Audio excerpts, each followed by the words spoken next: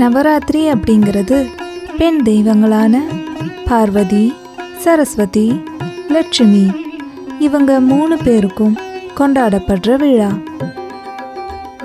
முன்னொரு காலத்தில் மகிஷாசுரன்னு ஒரு அசுரன் இருந்தான். அவன் காட்டெருமை தலையோட மனுஷ உடம்போட இருந்தான். அவன்தான் இந்த உலகத்தில் மிகப்பெரிய சக்தியாக இருக்கணும், அவனை யாருமே அழிக்கக்கூடாதுன்னு நினச்சான். அதனால் பிரம்மாவை நினச்சி ரொம்ப கடுமையான தவம் இருந்தான். நாள் கணக்கா, மாசக்கணக்கா, வருஷ கணக்கா தவம் இருந்தான்.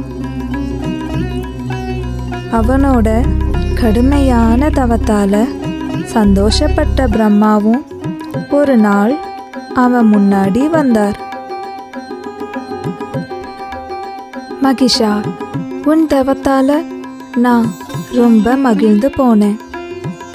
உனக்கு என்ன வரம் வேணும் அப்படின்னு கேட்டார். மகிஷாசுரன் கொஞ்சம் யோசிச்சான். எனக்கு சாகா வரம் வேணும் அப்படின்னு கேட்டான். ஆனா பிரம்மா, மகிஷா, அது சாத்தியமே இல்லாதது. பூமியில பிறந்த எல்லாரும் மரணம் அடையணுங்கிறது தான் விதி. அந்த மரணத்தை யாராலுமே வெல்ல முடியாதுங்கிறது தான் உண்மை.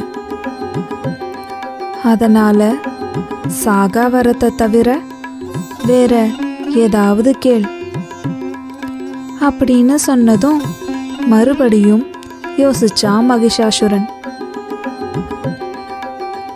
இதுவரைக்கும் நான் சண்டை போட்ட எல்லாருமே கொஞ்சம் வலிமையானவங்க. ஆனால் ஒரு பொண்ணு என்கிட்ட சண்டைக்கு வரதுங்கிறது நடக்கவே முடியாத விஷயம். அதனால் சரி பிரம்மா அவர்களே, எனக்கு ஒரு பொண்ணால தான் அழிவு வரணும் அப்படின்னு கேட்டான். ஏன்னா பொண்ணுங்களை சுலபமாக ஜெயிச்சிடலாம், அவங்களால என்ன கொல்லவே முடியாது அப்படின்னு நினச்சி அந்த மாதிரி ஒரு வரத்தை கேட்டான் மகிஷாசுரன். அதுக்கு பிரம்மாவும் சரி, உனக்கு அதே வரம் தந்தேன் அப்படின்னு வரம் கொடுத்துட்டு மறைஞ்சிட்டார். ஆனால் அதுக்கப்புறம்தான் மகிஷாசுரனோட கொடுமையே ஆரம்பிச்சது. தன்னை யாராலையும் அழிக்க முடியாதுன்னு ரொம்ப ஆணவத்தில் இருந்த மகிஷாசுரன் 3 உலங்குகளையும் தன்னோட கட்டுப்பாட்டுக்குள்ள கொண்டு வரணும்னு நினைச்சான். உலகத்தில் இருக்கிற எல்லா மக்களையும் கொடுமைப்படுத்த ஆரம்பிச்சான். அவனோட கொடுமையால மக்கள் ரொம்ப கஷ்டப்பட்டாங்க. மக்கள் எல்லாம் சேர்ந்து சிவன், விஷ்ணு, பிரம்மா இவங்க 3 பேர்கிட்டையும் முறையிட்டாங்க. அந்த 3 தேவர்களும் மகிஷாசுரனை அழிக்கிறதுக்கு ரொம்ப முயற்சி செஞ்சாங்க. ஆனால் என்ன செஞ்சும் அவனை அவங்களால அழிக்கவே முடியல. அப்போதான் பிரம்மாவுக்கு அவர் மகிஷாசுரனுக்கு கொடுத்த வரம் ஞாபகம் வந்துச்சு.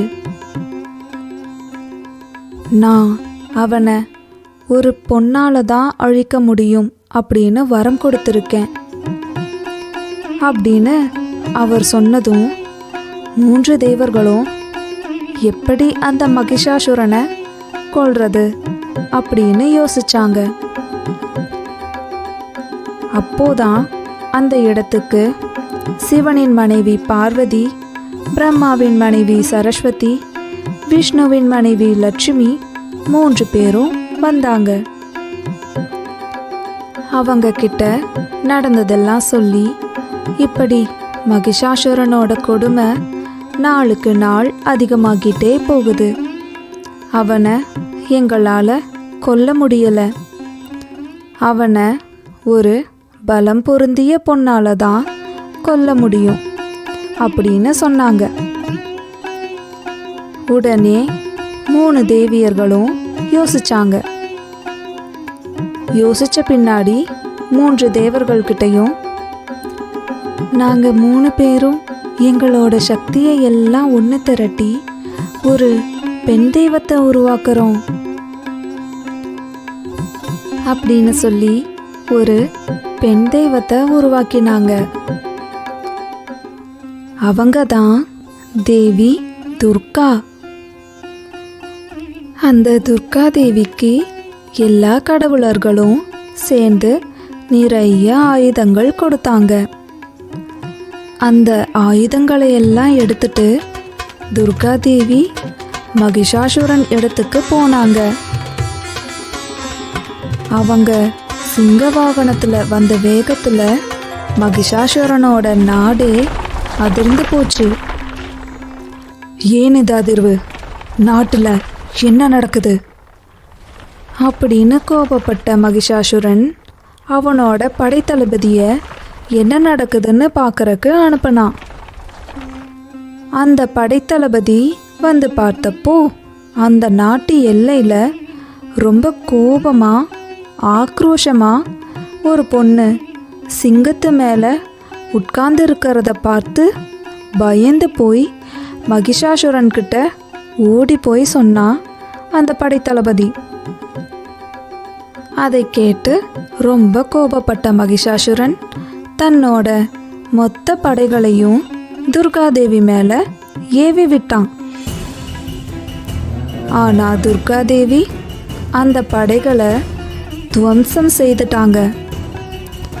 தன்னோட மொத்த படையும் அழிஞ்ச பின்னாடி மகிஷாசுரன் அவனே நேரடியா துர்காதேவி கூட போர் செய்ய வந்தான்.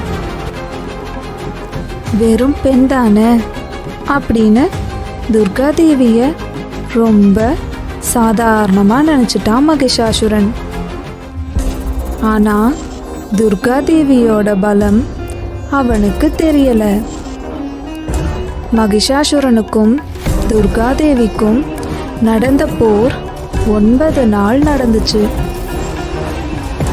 அந்த 9 நாள் கடுமையான யுத்தத்துக்கு பிறகு 10வது நாள் துர்காதேவி மகிஷனை வதம் செஞ்சு மகிஷாசுரவர்தினியா மாறினாங்க. அந்த வெற்றியை கொண்டாடுற விதமாக தான் நவராத்திரியின் 9 நாட்களும் துர்கையின் ரூபங்களான பார்வதி, சரஸ்வதி, லட்சுமி இவங்க 3 பேருக்கும் விழா எடுத்து கொண்டாடுறோம்.